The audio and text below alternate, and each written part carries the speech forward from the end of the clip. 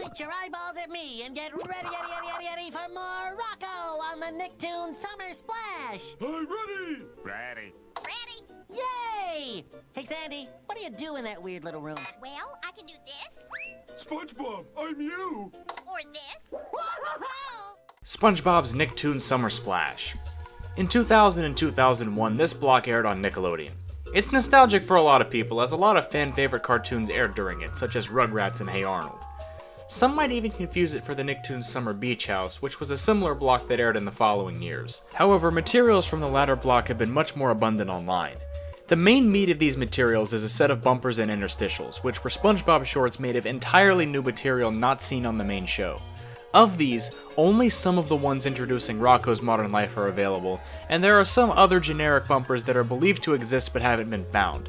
The only thing that's completely believed to be lost is a bumper featuring Squidward wearing his turban from the Astrology with Squidward shorts.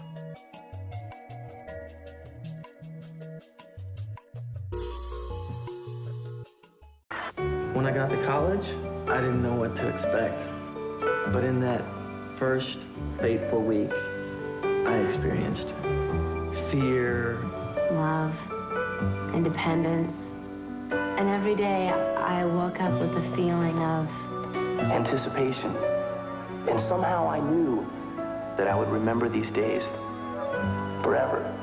The Class of '96, coming Tuesdays in January to Fox.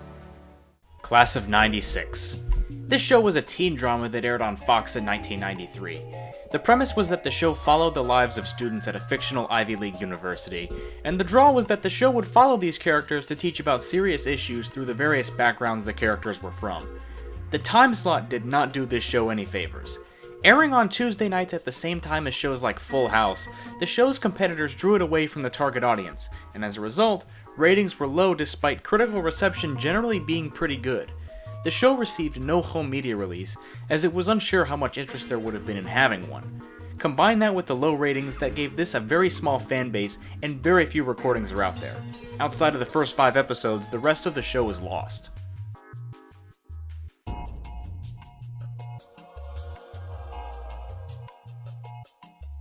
Gil. Very little information about this lost comic is available. From what I could gather, this was a rather popular comic in South Korea in the 60s. Just like the last thing I talked about, this comic also dealt with very serious issues, namely Korean occupation by Imperial Japan in the 30s. At the time, this was not a very far removed issue, but that could be exactly why it didn't last. In the 1960s, the South Korean government's censorship laws led to this comic being lost, and only a few copies are left today. And full copies seem to only be owned by die-hard collectors. Because of this, it's very unlikely the masses will get to read the full thing.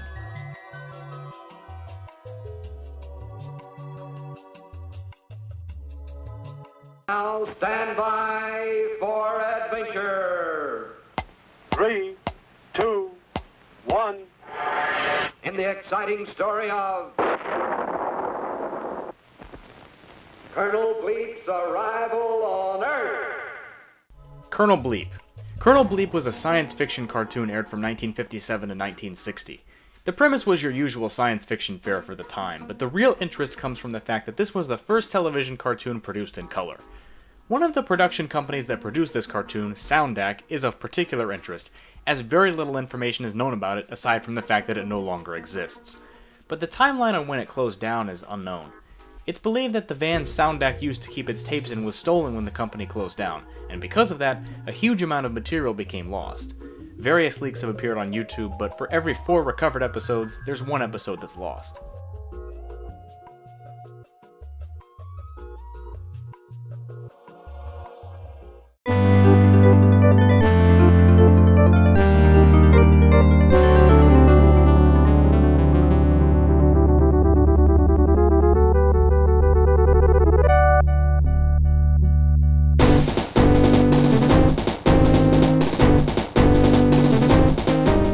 Treasure Bear. The release of Treasure Bear never happened due to various complications. Developer Baron Bohr envisioned it as a puzzle game with platform elements, with the art style to be similar to something like Axiom Verge, with a retro medium but modern depictions. The gameplay itself remained a mystery mostly. While there were 2 demo versions of the game released, these have become lost to time, leaving the trailer as the only real source of info on gameplay. and unfortunately, the trailer contains very little gameplay footage. The full game never saw a release due to the Kickstarter not reaching its goal, as well as other problems that cropped up. Because of that fact, the demos will most likely never be recovered.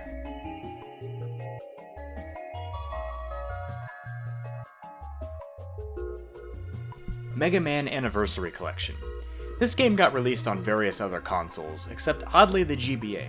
This wasn't from lack of trying, as a GBA version of this collection was planned as well, but this collection wouldn't feature the exact same games as the others. Instead, all 5 of the exclusive Mega Man titles for the original Game Boy ported onto one cartridge. However, many problems showed up during development.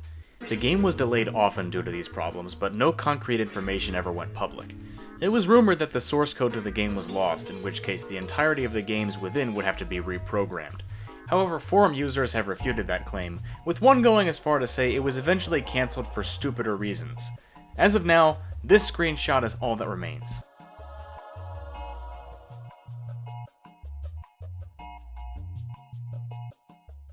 Breaking news! The Ice King has stolen Christmas.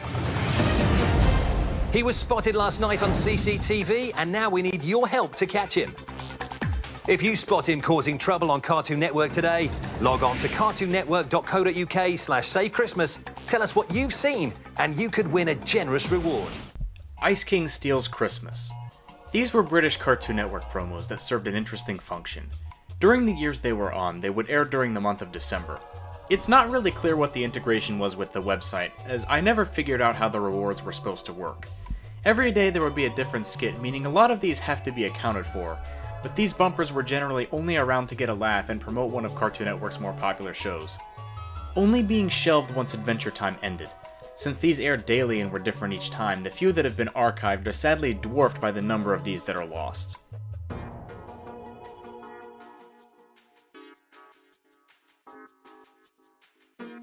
Cinematheque. During the height of G4, one of the more popular and unique programs was Cinematheque, which was the only show on the channel to not feature any host or narration. Instead, the show was a compilation of clips and cutscenes from various video games. In a pre-YouTube era, that's more valuable, but as it went on, the gimmick was much more replaceable. Over 300 episodes of this aired, and only a small fraction are available online today through recordings, as no home media release was ever done, thanks to various copyright issues with the games featured. The biggest find from this was someone who was able to find 80 episodes on a disc and upload them to archive.org. As well as the main series, there's also a spin-off that specialized in more adult-themed clips, and this series is also largely lost today.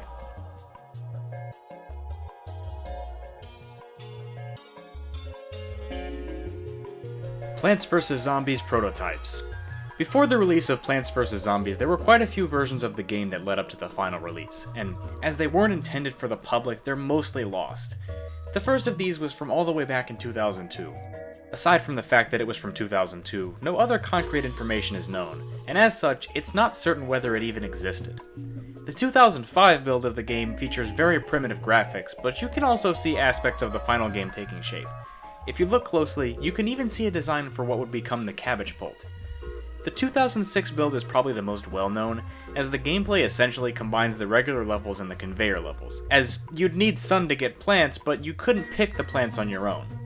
The final lost build of any importance is the 2007 one, where we can see many textures used in the final game, with only the UI and title being different, as the game was called Lawn of the Dead in this stage. Most later versions before the release are found, so to save time I'll omit those, but they could be brought up in their own video at some point.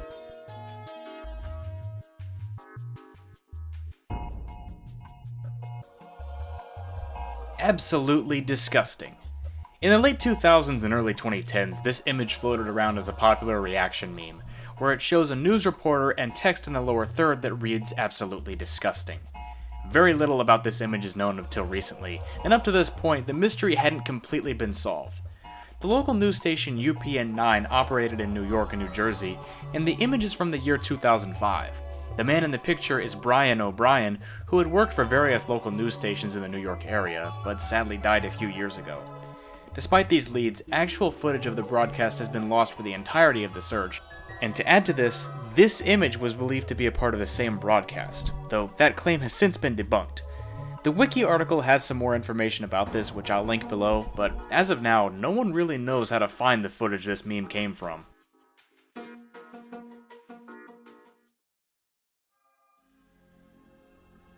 Camp Nick. This was a Nickelodeon game show with only a pilot being filmed. From the screenshots that are available, it looks like the show took place in a forest, and multiple teams of kids competed in various challenges against each other, although it's unknown what the prizes would be for the winners, if any. Like with many of the lost Nickelodeon game shows, the only evidence in the form of screenshots that exist come from the same source. That source being the 10-year studio anniversary montage created in the year 2000. It's unknown if Nickelodeon still has the footage in their possession, as it might be the only footage of this pilot in existence, save for a couple of short YouTube clips.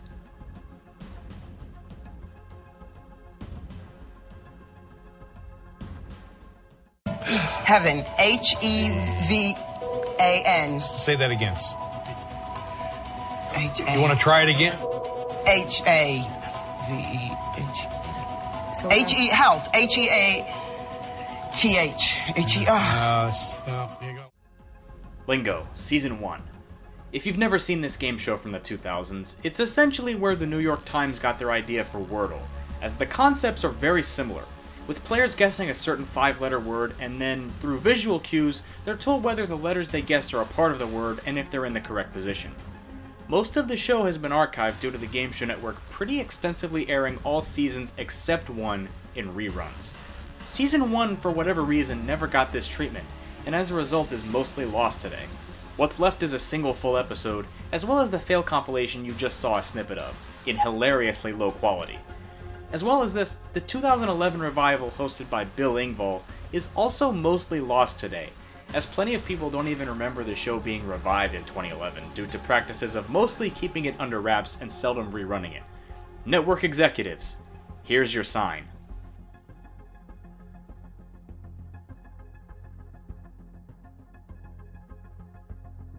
Tumbleweed Theater. The series known as Tumbleweed Theater was an anthology series that aired in Nashville for most of the 80s. It consisted of old westerns with wraparound skits and songs done by Writers in the Sky, who can be considered the hosts of the show. The show's preservation was dicey at best. In the 90s, a VHS compilation of the show was released only at Writers in the Sky concerts, but it did not contain all of the episodes. However, you can still watch the contents of it on YouTube today. That VHS later got turned into a DVD and sold on Writers in the Sky's website, but is now no longer available outside of YouTube. Outside of the limited home media releases, only a few episodes have slipped through the cracks, and it's unknown if physical versions of all the episodes even existed.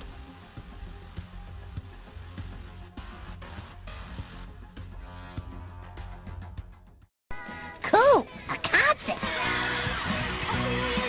That's a fly tune! If I teach them some dance steps, they'll be all set! Oh, there it is! It's a guitar! Come in, number 1. We got a clue. It's a guitar. Repeat, guitar. Now I'm going online to enter my clue to complete the mission. You're watching the Codename Kids Next Door Mission Weekend. Log on for more information. Codename Kids Next Door Mission Weekend. Like many of the Cartoon Network promotional events from the early 2000s, this one, the Kids Next Door Mission Weekend, is mostly lost. The idea was to air a 51-hour marathon of K&D, with other shows mixed in, such as Ed, Edd and Eddy and Dexter's Laboratory, with bumpers that followed a story. That story being that the K&D built a satellite and they're searching for clues within the shows that aired. These bumpers would include characters from other shows crossing over into the K&D universe, though it's unclear if these were canon to K&D or the other shows used. Probably not, though.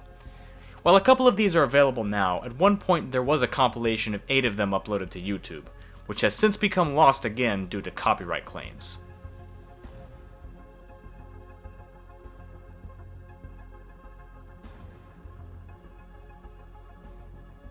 The Core. In this Atari 2600 game, players move around a circular track, basically playing a more directionally complicated version of Pong. The game was reportedly never finished due to complications during development. But an important thing I haven't told you is that this game was made around the turn of the millennium, as it was in fact a homebrew game. Developer Paul Oswood never finished the game due to complications, as the development slowed down towards the end. It's really unknowable if it would have had a release, however, as the hard drive containing the game was wiped out by a flood, deciding its fate before Oswood ever could. It was considered to just remake the game, but this never happened, and most likely never will.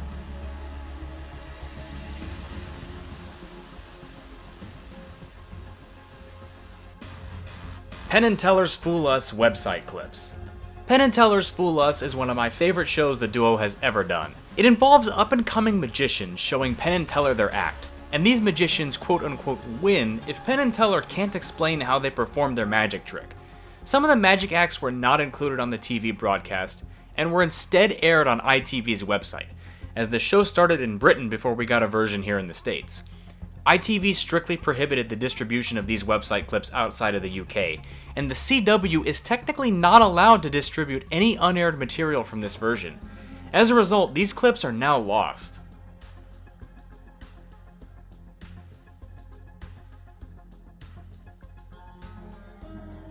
King Arthur and King Cornwall. This was an English ballad from the 17th century that's rather interesting, telling the story of King Arthur, who is spied on by a seven-headed monster sent by King Cornwall. Eventually, Arthur beheads King Cornwall, and after that, it's unknown what happens. This was not a folk ballad, which sets it apart from most of the ballads collected by Francis James Child. It's also set apart by the fact that it's one of the few ballads with the Green Knight as a character. Originally, the ballad was a part of the Percy Folio, but unfortunately, about half the ballad is completely gone, never to be found again in all likelihood, as the original manuscript was used to start a fire. Unless there exists an earlier version of the ballad, the chances of finding the rest of King Arthur and King Cornwall are essentially non-existent.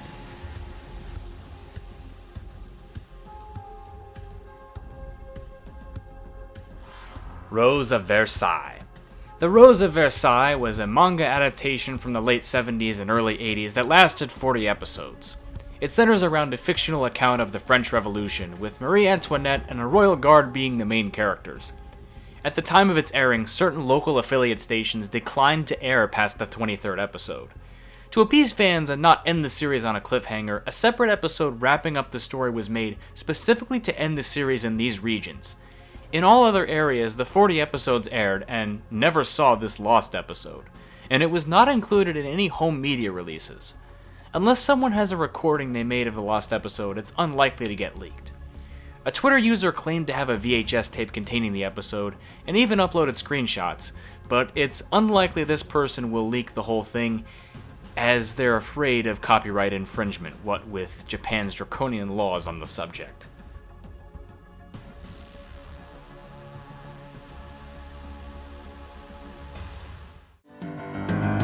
His childhood slowed down and Uncle kinda scary till Hagrid burst through the door and said, "You're a wizard, Harry." So he rode to Hogwarts with Hermione and Ron. Congratulations! Why you guys are so racism? Nice song. But you are a big gay. I ever see. Epic Harry Potter song instrumental version. Usually when a YouTuber composes instrumental music to be used in the background of their videos, they either release it and no one cares, or they don't release it and no one cares. Usually I wouldn't be talking about something like this, but this is an exception because at one point it actually was released to the public. The original Epic Harry Potter song was released by Jax Films in 2011 and has since been used in most episodes of his series Your Grammar Sucks.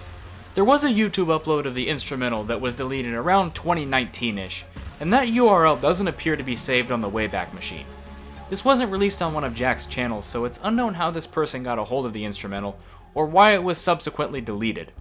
There is a version on YouTube today, but it is very choppy, and almost unlistenable compared to the old upload. It's possible that if someone were able to contact Jack, he might release it, as he himself has uploaded instrumentals of some of his songs, just not this one.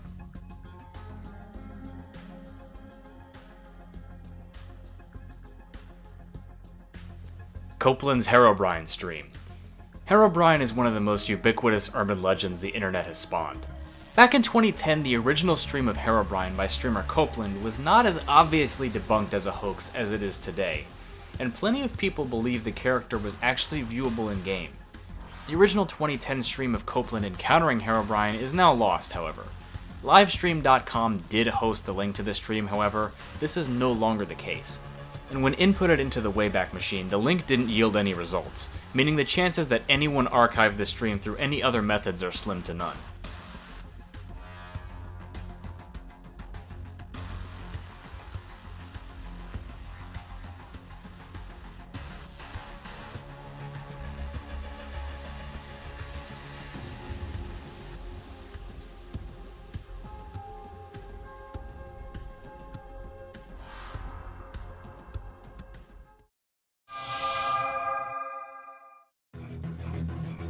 Nintendo On. This was a fake video advertising a Nintendo product that never actually existed. This was a common thing in the 2000s, and when you realize that the video was being passed around between 2005 and 2006, it makes a lot of sense. There were a lot of these photoshopped mock-ups of fake tech and video game products designed to trick people at the time, or even just show a proof of concept. Production problems forced the creator to rush the video, meaning that the final video was just a fraction of the original planned length of 30 minutes. The rushed version of the video can still be found, but the full-length version is most likely lost permanently.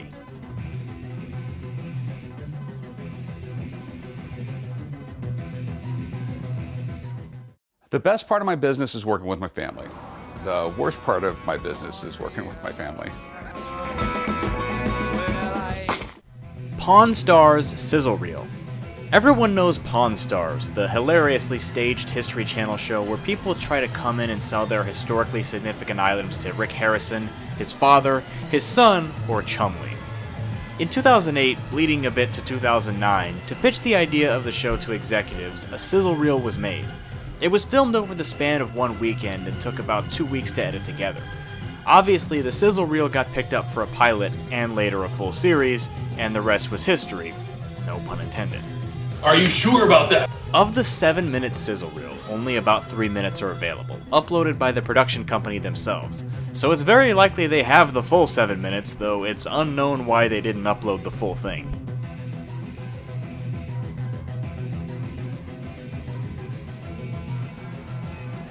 Gotham High. This was a planned DC animated series about Bruce Wayne attending the titular school as a teenager. The concept takes liberties with the idea that Bruce Wayne only encountered these classic Batman villains and friends in his adulthood, with many of those classic characters being present in Gotham High. The series was based on the concept from one drawing of a young Joker and Harley Quinn by the creator Jeffrey Thomas. The show never materialized for unknown reasons, though it's speculated that the similarities to shows like Teen Titans and the creation of Young Justice not long after Gotham High's inception were factors to why it was never produced. Very little production material survives today, and it's unknown how much of it ever existed. Though a graphic novel called Gotham High did release in 2020, which is believed to use a lot of the same elements as the planned TV series.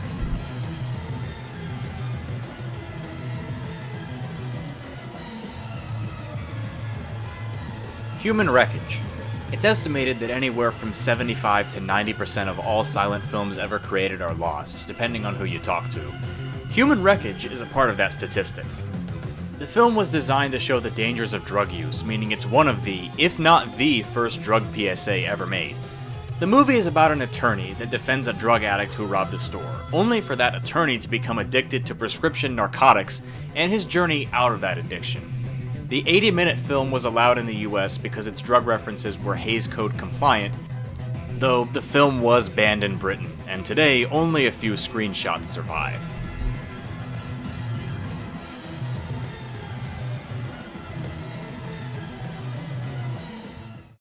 Then, Nickelodeon brings you Video Comics. Characters come to life in a format that encourages children to read along.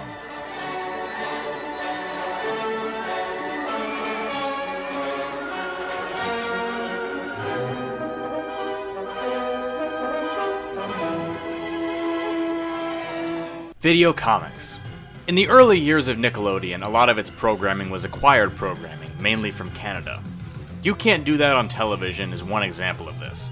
Video Comics was one of the first shows on Nickelodeon to be originally produced.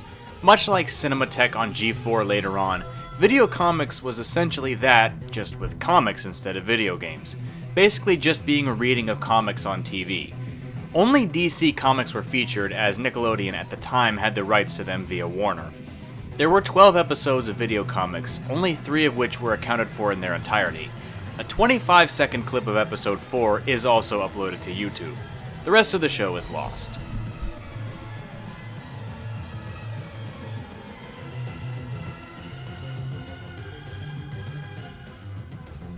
Snap Judgment.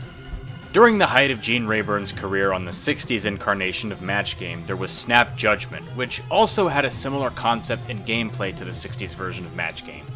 Gene Rayburn, in fact, was often a guest host on Snap Judgment, though Ed McMahon was the main host. Snap Judgment was a word association game with teams of one contestant and one celebrity. Correct guesses were worth $10, though the other team could steal if your team was wrong. The game later shifted to being a password clone, as if it wasn't enough of one already. Very few materials from this show have survived. No full episodes are available, and no video footage is available. Only some snippets from the audio and a few production stills are surviving.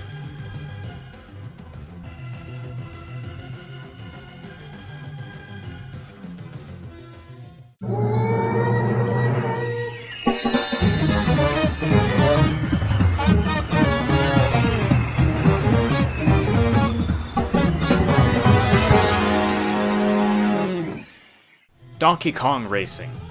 In 2002, a game was planned for Nintendo's GameCube system. This game would have been the successor to the popular Diddy Kong Racing from 1997. The various environments of the game would have been combined into one overworld rather than being isolated, but perhaps the biggest difference from Donkey Kong Racing to Diddy Kong Racing, and the racing genre in general, is that the characters would ride on the backs of animals instead of the normal vehicles like players saw in Diddy Kong Racing. The only time materials from the game were ever shown publicly was at E3 2001, and not long after this, Rare, the developer, was declined in acquisition by Nintendo, and was later bought by Microsoft. The Donkey Kong IP was scrubbed from the project for this reason, but development continued under the name Saberman Stampede, which was also cancelled. No playable builds from either version are available, and only a small amount of production materials have leaked.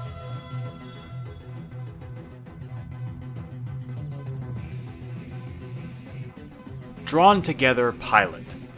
Drawn Together was an animated series that aired in the mid-2000s on Comedy Central. It is, by many, considered to be the first animated reality TV series, making it a pioneer of a subgenre that includes, one other show? But anyway, there exists a pitch pilot to Drawn Together that has eluded any kind of public release. The animation quality is noticeably not as good as the final show, and the designs of some of the characters are completely different, such as Ling Ling being a different color, and Xander's hair and clothing designs being changed in the final version. That pilot wasn't included in any home media releases, and the only clip of the pilot that surfaced is 7 seconds long.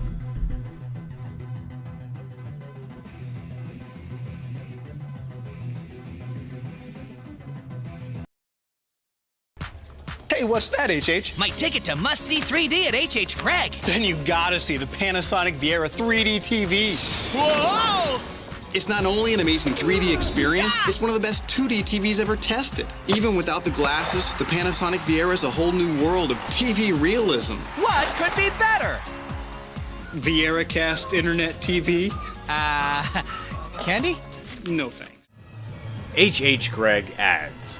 HH Gregg is an appliance and electronics chain, although I'm not sure there are many stores around anymore. The one in my town closed down. But when they were at their peak, their main ad campaign utilized a character called HH, which was a newspaper with a smiley face and floating limbs. This character looks like he's supposed to mimic those Kmart light bulbs, which could explain why they closed a lot of stores. After all, if you're trying to gain success, imitating Kmart is probably not a good idea. The ads featuring this character usually involve the clueless customer not knowing something and asking if they should know, to which HH responds, "No, we are."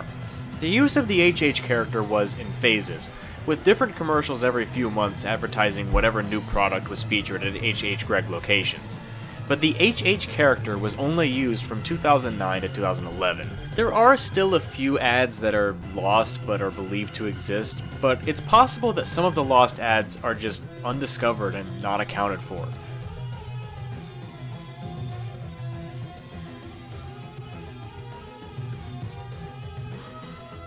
All That.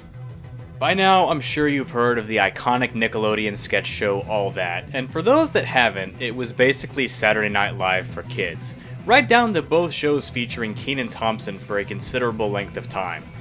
The home media releases for this show were basically non-existent due to copyright issues with musical guests featured. These issues even prevented full episodes from airing in reruns many years after the original airing, with the musical segments being cut out. This show also has a messy history of airing in reruns, with incomplete episodes often being aired and some seasons only having certain episodes aired. It's been almost 2 decades since the first season aired, for example. While some episodes have been recovered via recordings, the entire ordeal is very tough to keep track of. While most of the show is intact, a large chunk of episodes are missing certain segments or just lost entirely.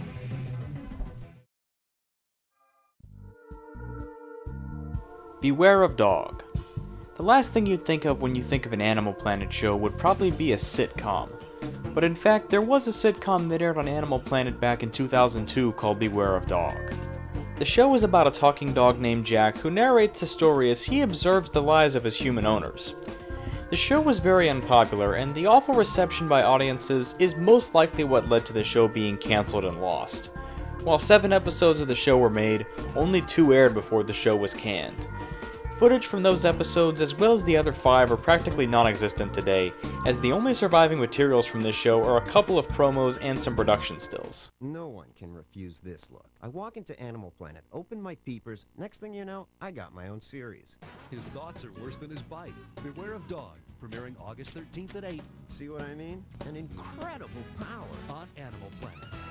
Fido, Rex, Buddy, King, give me a break. A family learns to beware of Dog on Animal Planet's new comedy series, premiering August 13th at 8 on Animal Planet.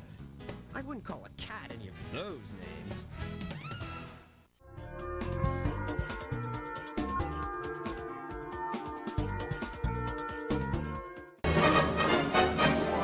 Neocortex frontal lobe, Brainstem! Brainstem! hippocampus neural node, right hemisphere. Brainstem. Brainstem was a song from Pinky and the Brain where the brain lists the parts of the human brain and Pinky chimes in by shouting Brainstem. The full song is actually available on YouTube, but this full version is not the only one to have aired on TV. The song actually aired on several affiliate stations a month before the show premiered, with the ending lyric being changed in the final show. That ought to keep the little squirts happy. Was originally going to be, "Let's get this show on the road." It's unknown why the line was changed, or if it was even changed, as the evidence supporting the existence of the changed line is not very substantial. There's a mention of it on a Kids WB tribute site, for instance, but this is the only source that supports the existence.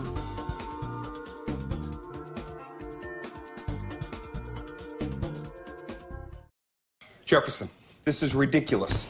Why did you hire a co-host? Because your show sucks and your ratings are garbage. Next Caller. Next Caller was a planned NBC comedy starring Dane Cook. The show was about a radio DJ who ends up getting a co-host, and he's not too happy about that. NBC ordered 6 episodes to be produced of this show, and they were to be aired sometime in 2012 or 2013. Only 4 episodes were produced before production abruptly stopped because NBC didn't like how it was turning out. Beyond this vague explanation, not much is known about this show's cancellation. The creator would go on to write a Tumblr post reflecting on this cancellation, but the actual show itself will most likely never air. There are clips available online, but nothing close to a full episode is available, and a full episode most likely will never surface unless creator Stephen Falk or NBC themselves release them.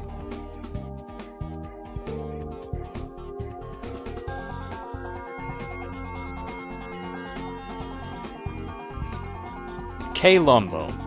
K-Lumbo was a Kmart promotional safety video presumably shown to employees at Kmart stores.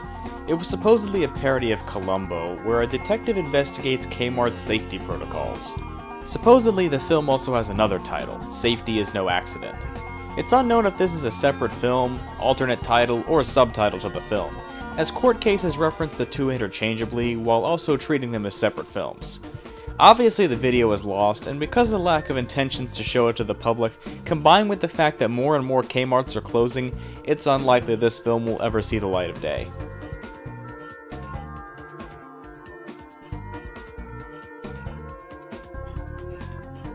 '70s McDonald's commercials in Japan. Between the years of 1973 and 1976, several McDonald's commercials were made for the Japanese market, as the chain had recently opened locations in the country at the time. These ads were considered bizarre live-action comedy skits that barely resembled advertisements. While the commercials from 1977 on are readily available, this bizarre gap in the Japanese McDonald's advertising history has eluded the internet for a while. At one point, a 1975 commercial was uploaded to YouTube, but the channel that uploaded the commercial was terminated. At this point, clips of these commercials are very scarce, and a hard number of how many commercials existed doesn't seem to be available.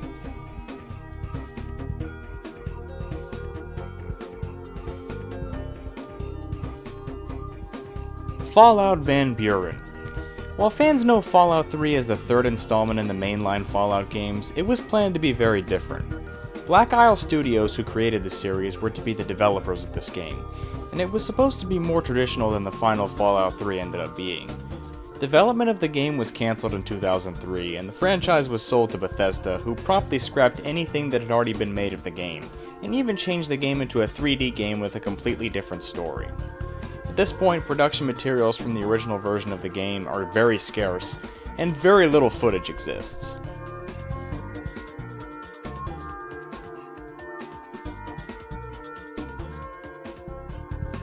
In 2009, a Chowder TV movie was planned that never saw the light of day.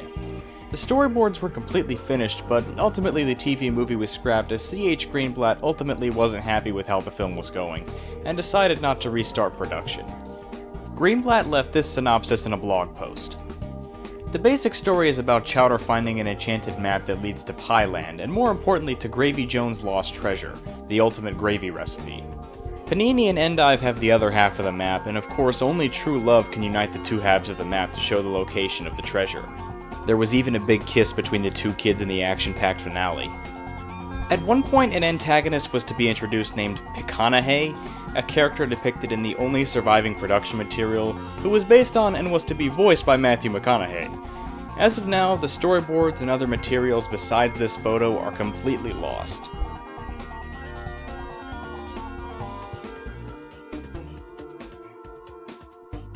Meso Blues. Meso Blues was the original short film that would become Johnny Bravo. It was Van Partible's senior thesis project in university and was about 3 Elvis Presley impersonators fighting crime, later cut down to 1 to save effort. A friend of Van Partible showed it to the higher-ups at Hanna-Barbera, later asking him to pitch the show, and in the process, minor changes were made to what we now know as Johnny Bravo.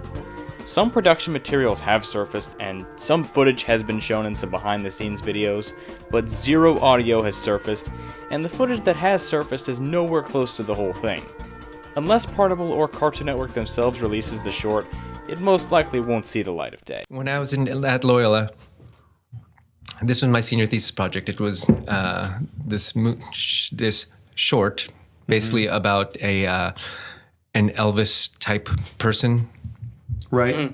Anyways, was it called Johnny Bravo? It was called Meso Blues. It was because I had seen this film Meso Blues. Meso Blues, Got like it. the song. Right. I had seen this film called The Magnificent Seven Elvis Impersonators. I was like, oh, that's pretty awesome.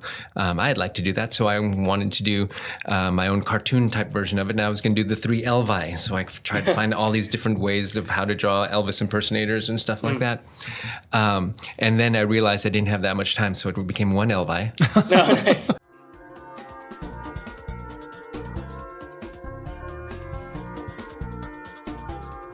Shanghai wraparound segments. For the SpongeBob episode Shanghai, the original vision of the character Patchy was to have him host the episode and reveal which ending the viewers chose to end the episode, as it was a novel idea to have viewers vote on how the episode ended. The viewers could choose between SpongeBob's ending, Patrick's ending, and Squidward's ending. However, since SpongeBob's ending won, it was the one that's been airing in reruns ever since. While the other 2 endings are readily available online, the segments introducing them are not, and thus, they're lost. While Spanish versions of the other 2 segments exist online, the English versions are nowhere to be found.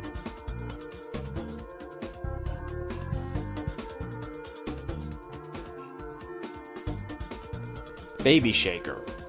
Baby Shaker was an iOS app released in 2009 that garnered a lot of controversy.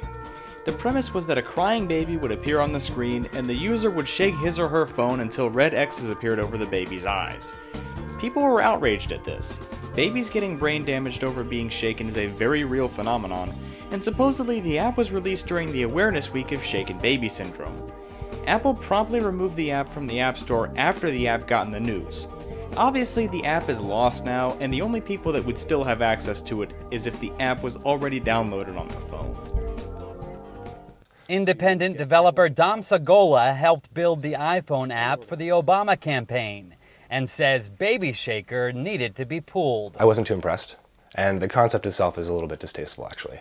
I have a toddler, so I wouldn't use that app. There's a certain expectation with the iPhone platform, and it's an expectation of quality, it's an expectation of a certain experience, and we, as developers, try to trust Apple to help us make the right decisions.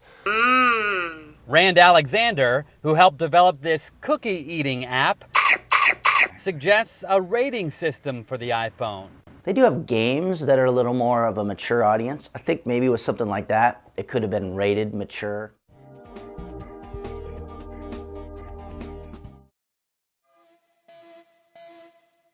Exevious Movie.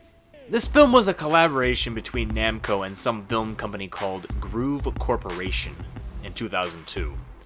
Obviously, it's based on the arcade game of the same name, with various story elements added. In addition to this, it was animated in CG. Since Exevious never really had much of a story to begin with, Groove took liberties in creating their own. The film was actually received very poorly upon release, with viewers citing the terrible animation quality and lackluster story and dialogue as reasons why. However, those are also most likely the reasons why the film is lost today. The film was released in the summer of 2002, and after that, the film was pretty much buried due to poor reception. There were no home media releases of this film, although it's theorized that Bandai Namco may have a copy of the film, as a clip was used in a retrospective uploaded to their official YouTube channel.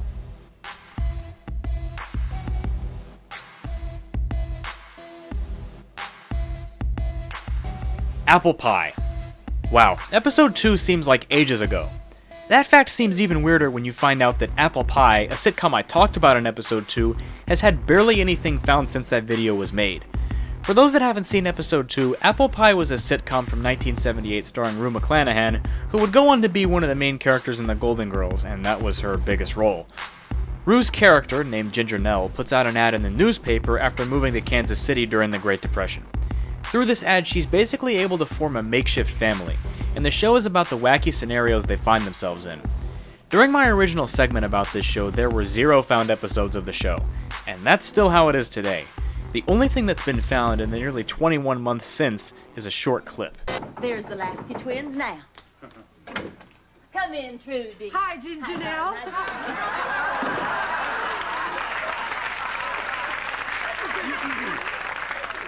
Mind if we get started fast? My boyfriend Cliff's coming here to pick me up. We're going out dancing. Well, as a matter of fact, we can do you both at the same time. I have a new helper, girls. Meet Eduardo. How are you, Trudy? Judy, why don't you just sit right here in my chair and I'll get you out in plenty of time for your date. I don't have a date. Judy never has any dates. Men just don't find her very attractive.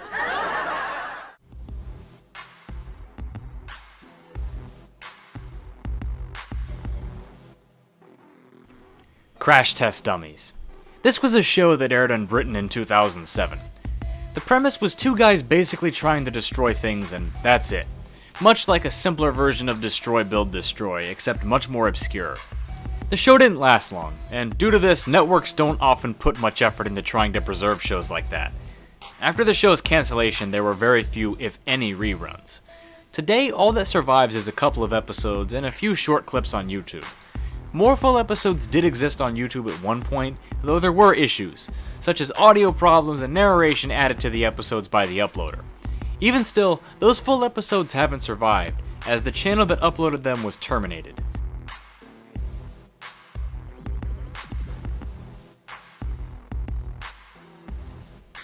Boone. This show, in addition to having a name that's very sentimental to me, was a drama that aired on NBC in the early 80s.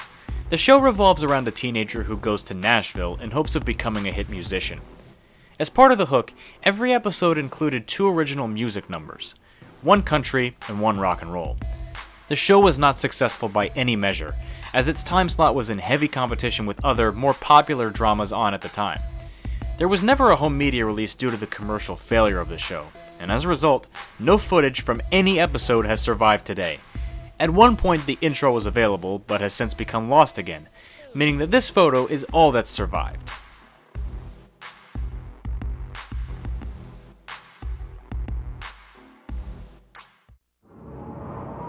What would happen if every human being on Earth disappeared?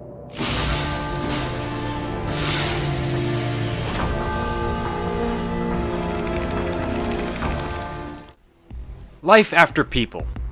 Life After People was a documentary series that aired in the late 2000s. The series centers around the questions of what would happen to famous landmarks after humans went extinct. The series enlisted many artists to make their own renditions of these landmarks for the show, but in fact, a lot of this art and animation is inaccessible today, as the artists have only slowly released some of their work on an individual basis. A lot of this art was just edited versions of pre-existing photos, and so, as well as some of the individual art is lost, so too are many of the originals the art was created from. It's estimated that only about a quarter of the uncut photos and animation is out there today.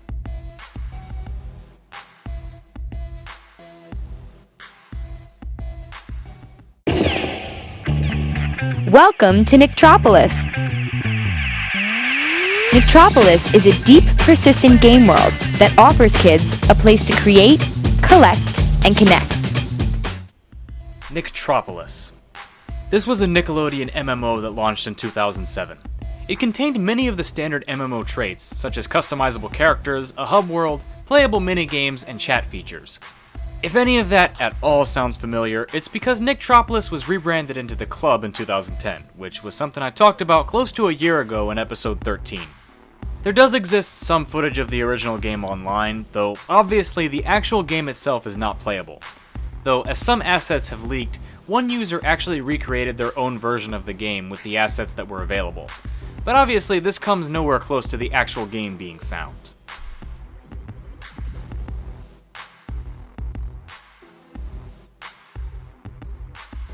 Wheel 2000. Wheel 2000 was a children's version of Wheel of Fortune that aired in the late 90s. It aired around the same time as Jep, which was a similar children's version of Jeopardy hosted by Bob Bergen, aka the voice of Porky Pig. We may get to that in a future episode, but back to the main topic at hand, Wheel 2000. The rules are the same as regular Wheel of Fortune, except for these changes. Contestants have a choice of 3 categories, which is a feature Wheel of Fortune later added but did not have at the time of Wheel 2000 airing. Some of the wedges changed as well, with various extra challenges added to the $250 value. Players could earn extra letters from these challenges or lose a turn if they did not earn any. As well as this, the Bankrupt and Lose a Turn wedges got new names. The show was short-lived, and past 1998 only sparingly got rerun on other channels.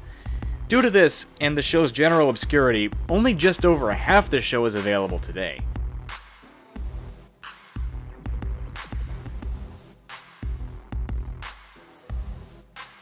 Super Mario Attack. While Super Mario World is one of the most iconic video games ever made, there was once an arcade version exclusive to Japan that oddly released around the time Super Mario 64 released over there. Strangely, the game was not developed by Nintendo, and was instead developed by a company called Banpresto, which at this point has been defunct for over a decade. The gameplay involved Cape Mario landing on different valued medals. The player could then gamble for a higher score by opting to double or triple their points. Obviously, despite the similar assets, the actual gameplay was not very similar to Super Mario World. Arcade cabinets of this are extremely difficult to find, and as of now, no ROMs have been dumped.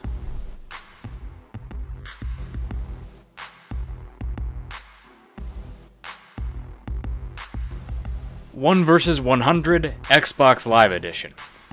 Based on the game show of the same name, 1 vs 100 was a free-to-play game as long as the user had an Xbox Live Gold membership. The player could choose to be a single contestant or the other 100 players. The prizes for winning were actual Microsoft points, which could actually be spent to improve your Xbox Live account. The game wasn't played enough when it was around to justify the cost of maintaining it. As a result, the game is no longer playable, after being discontinued in 2009. While a pre-release version has been leaked, the actual game is still lost, though the soundtrack to the game is still out there.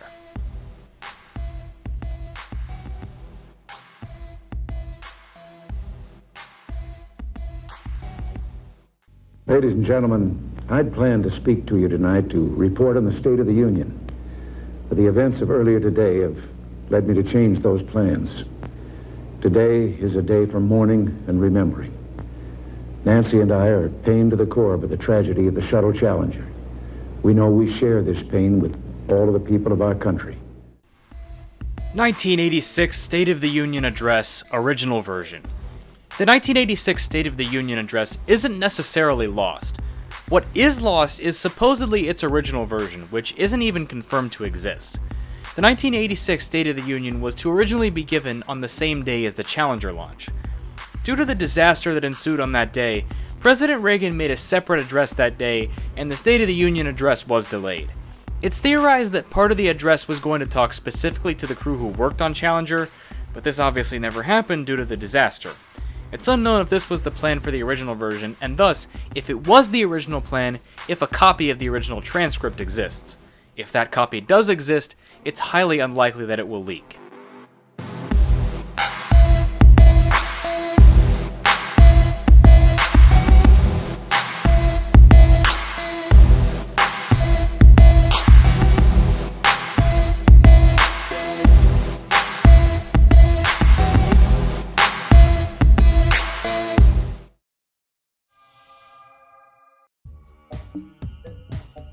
The Cure for Insomnia.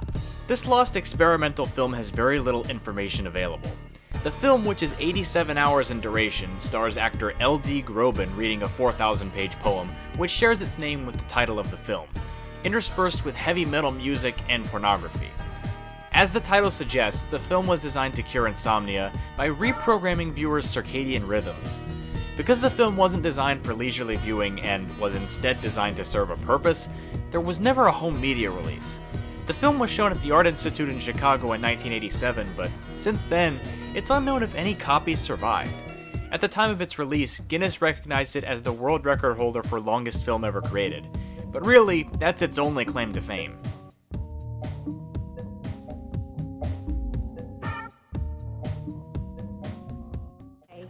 We need an accountant. Michael and I are having trouble with his arithmetic.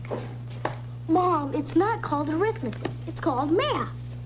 That's the problem. I don't speak fourth grade. Baby Makes 5. In 1983, this sitcom of only 5 episodes aired, which centers around a couple with 3 children dealing with the challenges of adding 2 more twins to the already large family. While initially the ratings were pretty good, they quickly became abysmal. No new seasons were ordered by the network after the ratings declined, and due to this, the show was doomed to obscurity, and the production company that made this show is now defunct. However, it is known that Fremantle, the current rights holders, do have all 5 episodes in their possession. Today, though, only 1 complete episode is found, with a short clip of another episode also being available. The other 3 episodes are completely lost.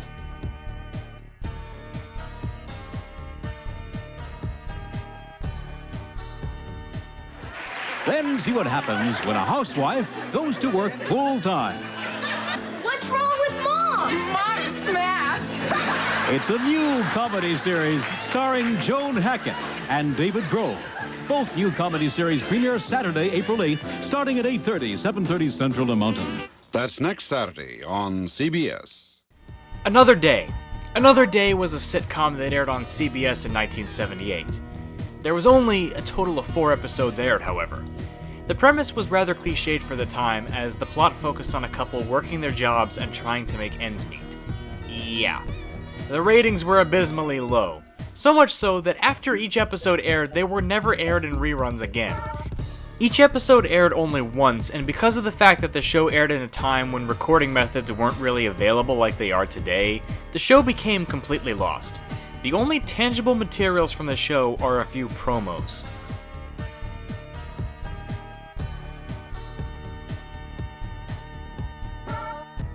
Logan Cruz. Countdown YouTubers have been a staple of the site since practically the beginning. I should know, I basically am one. Logan Cruz was no exception. With his witty humor and insightful opinions, he mostly made music countdowns before either the termination or deletion of his channel. Most likely due to copyright issues, as anyone who's tried to walk the tightrope of talking about music on YouTube is familiar with. While a lot of his videos have been archived, one of the more well-known ones, Top 25 Worst YouTubers, notably hasn't. There is an archive of Logan's commentary of that video, but because it has him talking over it, I wouldn't necessarily say the original video is actually found.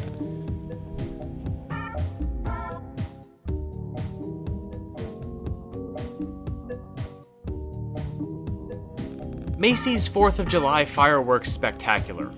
The annual Macy's 4th of July firework tradition began in 1958, celebrating the company's 100th anniversary. This tradition lasted until 1964 after an incident that ended up killing a few people.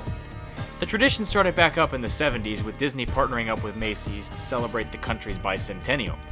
These fireworks celebrations began broadcasting on TV in the 80s and only began broadcasting nationally on NBC in the year 2000. Some of these more recent national broadcasts are partially, and in some cases, fully viewable. The most recent broadcast to be completely lost is that of 2005, and only 3 broadcasts before 2005 are completely found, with most being lost in their entirety.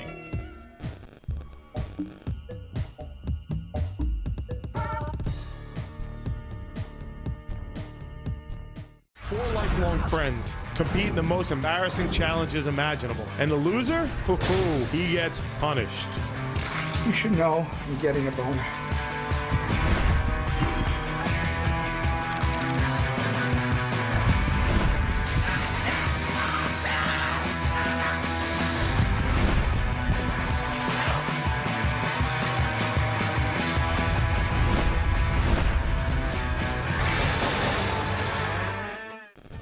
Mission Uncomfortable. If you've ever watched the show Impractical Jokers, one of the first things that immediately jumps out at you is the amazing chemistry the group of 3 guys has. It was evident that the show had humble beginnings as just 4 guys that like to goof around. Mission Uncomfortable was the humble beginning of Impractical Jokers. Filmed on an iPhone, this lost pilot used more of a spy style, which obviously the main show never used. Challenges in the pilot came from fan submissions instead of being predetermined by the Jokers themselves. Some of the challenges and punishments used in the pilot would end up in the main show as well, such as Are You Gonna Finish That? As for availability, the actual show has shown the intro to the pilot a few times, and a few clips were shown at a few live shows, but there hasn't been a full release, so the complete pilot is not available in any capacity.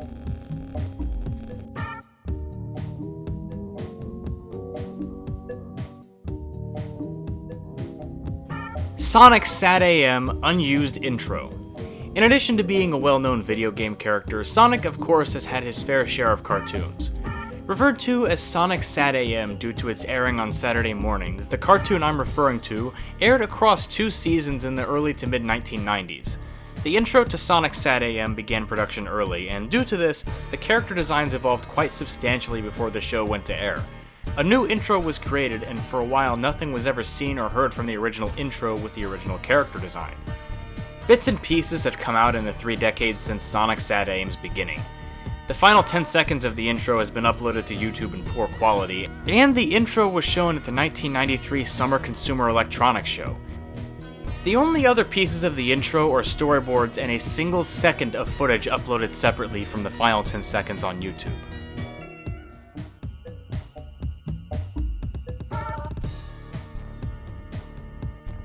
Super Mario 64 Space World 95 Demo.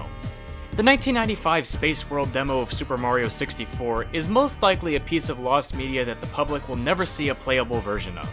At this point, the console for which the game would be playable wasn't even called the Nintendo 64 yet. While the Super Mario 64 demo was shown at E3 1996, this version changed a lot of things from the Space World 95 demo. The most noticeable difference was the completely different heads-up display. Comparing it to the final game, it's clearly not polished at this point. The voice clips of Mario were also changed in the final version from what they were in the Space World version, and the layouts of locations in the game were also changed in the final version, including the iconic castle. In addition to this, features were removed such as a mini-map as well as a few physics changes. While there are many materials available from this version, there are earlier versions with even less known about them. Though the 2020 leak did reveal some previously unknown assets to the public.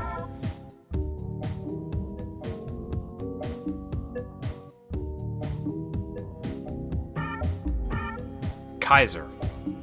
When it comes to historical lost media, Kaiser is one piece that has very little information available, as it comes from a time where animation and film in general wasn't seen as something to be preserved.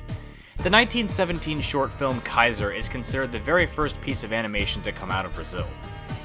The film was commissioned by a Brazilian businessman and politician and developed by Brazilian cartoonist Alvaro Marins. The film was a critique of German Kaiser Wilhelm II and the expansionism of Germany during World War I, with Wilhelm putting on a military helmet and then being swallowed whole by a globe. Only one frame of this animation survives today.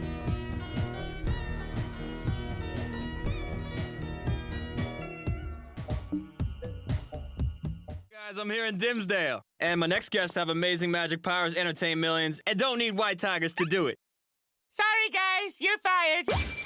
Please welcome the stars of Nickelodeon's mega hit show, The Fairly Odd Parents, Cosmo, Wanda, and Tommy! Timmy! Whatever. Total Request Live. This is a very nostalgic show for MTV viewers in the late 90s and 2000s. How it worked is that 10 music videos would be shown that day based on votes by viewers through the phone or computer.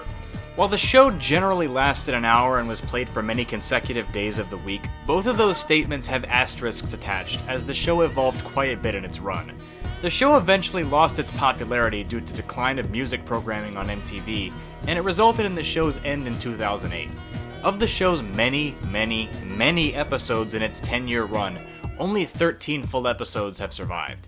Notably missing from the full episodes is the animation episode, which you just saw a clip of. As it is one of the more memorable episodes, it's shocking that it's still mostly lost.